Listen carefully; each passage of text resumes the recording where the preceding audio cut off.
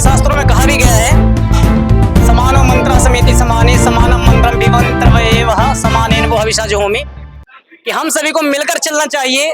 और एकता की यदि मिसाल है तो हनुमान जी से बढ़कर कौन होगा, श्री राम से बढ़कर कौन होगा। हमारी संस्कृति में विभिन्न प्रकार के महापुरुष उत्पन्न हुए, उनकी सनातन संस्कृति यही सिखाती है कि हम सब हिंदुओं को एक रहना चाहिए मिलकर। और इस उपलक्ष्य में, इस कड़ी में हमारे सामने सर जुड़े हुए हैं। मैं सभी से 2-2 मिनट इनका कीमती वक्त लूंगा। सर, स्वागत है आपका। जय श्री राम। सर, हनुमान जी को लेकर आज युवाओं को क्या संदेश देना चाहेंगे? देखिए, सबसे प्रथम तो मेरा सभी को प्रणाम है। आज हनुमान जयंती के उपलक्ष्य में आप सभी श्री राम मंदिर इस प्रांगण में उपस्थित हुए हैं। मैं उमाशंकर सिंह, मेरे जितने अनुज या मेरे अग्रज, जितने सबसे मैंने जो प्रेरणा ली है और अपने जो को उसको बताना चाहूँगा कि हनुमान जी स्वामी एक ऐसे व्यक्तित्व, उनको व्यक्तित्व नहीं बोला, भगवान से जुड़े, भगवान श्री राम के भक्त हैं, आनंद भक्त हैं और भगवान राम के सबसे प्यारे भक्त हैं। दोनों चीज है। और यही प्रेरणा मिलती है कि भगवान श्री राम जो है, हनुमान जी जो कि एक वानर स्वरूप थे, मनुष्य के रूप में नहीं थे, वानर स्वरूप थे, और उनको अपना भक्त बनाया उनकी भक्ति को देख प्रेरणा लेकर के। और आज वो अजर है, अमर है, और उनकी प्रेरणाओं से हम कितने प्रोत्साहित हैं ये सब लोग देख रहे हैं, सब लोग समझ रहे हैं। और मैं यही बोलना चाहूंगा सबको कि मर्यादा में रहकर ज्ञान का और अपनी शक्ति का प्रदर्शन करें, यही हनुमान जी की प्रेरणा है। आइए, जय श्री राम। अगली पीढ़ी में हमारे सामने एक और ज्ञान वृद्ध, वयोवृद्ध जुड़ चुके हैं। सर, स्वागत है आपका। मैं अशोक कुमार पाठक। सर, मैं ये कहना चाहूंगा, आज हमारे सनातन संस्कृति को तोड़ने के लिए जातिवाद का हलाहल डाला जा रहा है, युवाओं को पिलाया जा रहा है ताकि सनातन संस्कृति टूटे। तो हनुमान जी श्री राम से ऐसी कौन सी प्रेरणा ले ताकि इस जातिवादी रूपी सर्प को, इसके दंश को तोड़ा जाए और हमारे सनातन को एकत्रित किया जाए?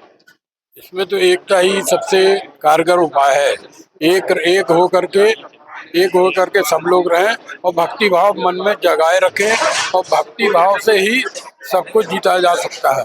भक्ति और सेवा जैसे हनुमान जी सेवा के रूप में सब कुछ जीते और आज भी अमर है, तो सेवा से ही सब कुछ जीता जा सकता है।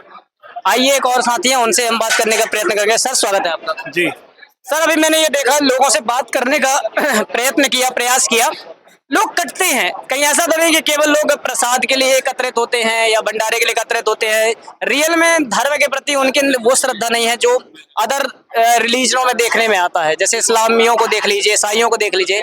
सनातनियों से प्रश्न करने को कटते क्यों हैं? नहीं, ऐसा आप जैसा समझ रहे हैं, हमको ऐसा प्रतीत नहीं होता है। हर व्यक्ति की अपनी मानसिकता होती है, हर व्यक्ति का अपना विवेक होता है, हर व्यक्ति, ये आस्था का विषय है। आस्था सबकी अलग अलग हो सकती है, लेकिन आस्थावान सब व्यक्ति हैं।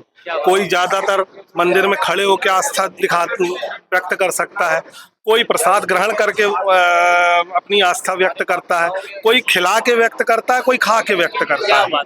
तो हम आपकी बात से सहमत नहीं है। सब व्यक्तियों में, सब हिंदू धर्म में, सब सनातनियों में अपनी अपनी आस्था है, अपना अपना उद्देश्य है, अपनी अपनी सोच है, अपनी अपनी मानसिकता, अपना अपना विवेक है। क्या बात कही सर। मतलब कि आस्था के विभिन्न पहलू हो सकते हैं, स्तर हो सकते हैं।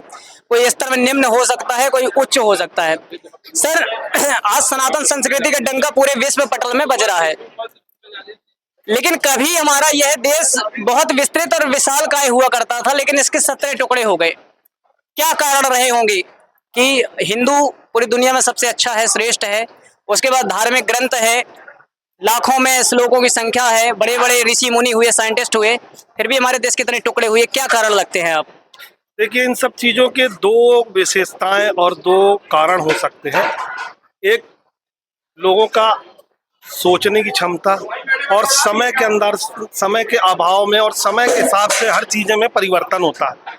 प्रकृति में परिवर्तन हो रहा है, आप देख रहे हो, समय में परिवर्तन हो रहा है, आप देख रहे हो, लोगों की मानसिकता में परिवर्तन हो रहा है।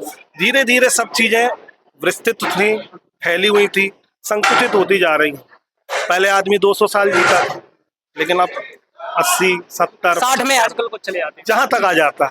तो यह एक बहुत गहन विषय का पहलू है, इस पे अपन यहाँ खड़े होकर चर्चा नहीं कर सकते। बस ये सीधी बात यह है कि समय के हिसाब से सब परिवर्तन होते जा रहे हैं, कोई देश छोटा होता जा रहा है, कोई संस्कृति बढ़ती जा रही है, कोई संकुचित होती जा रही है। तो इसमें ऐसा ही है। अंतिम संदेश हनुमान जी के माध्यम से युवाओं को क्या देना चाहेंगे? हनुमान जी के माध्यम से हम क्या संदेश दे सकते हैं? हम तो तुच्छ व्यक्ति हैं, हम क्या जाने, ना हमने इतना, युवाओं को क्या सीखना चाहिए हनुमान जी के? हम कोई उपदेश ऐसा दे नहीं सकते। हम जब पैदा होते हैं तब से लेके जब तक खत्म होते हैं तब तक हम धर्म में जुड़े रहते हैं। क्या बात है। हनुमान जी से हमको ये सीख मिलती है, भक्ति। उन्होंने सिर्फ भक्ति करी और भक्ति कर करके वो उस शिखर पे पहुंचे हैं कि आज विश्व में वो अजर अमर देव रूप में पूजे जाते हैं और देवता का अंश माने जाते हैं। तो बहुत अच्छी बात इन्होंने कही कि भक्ति बहुत बड़ी चीज होती है। भक्ति जो सब है वो भक्त कल्याणी धातु से बना है, जिसका मतलब होता है कल्याण करने वाला, उसी से भगवान शब्द की सिद्धि भी हुई है। तो सर ने बहुत अच्छा कहा कि हमें कल्याण करना चाहिए, लेकिन पहले आत्मा का करना चाहिए, दूसरों का बाद में।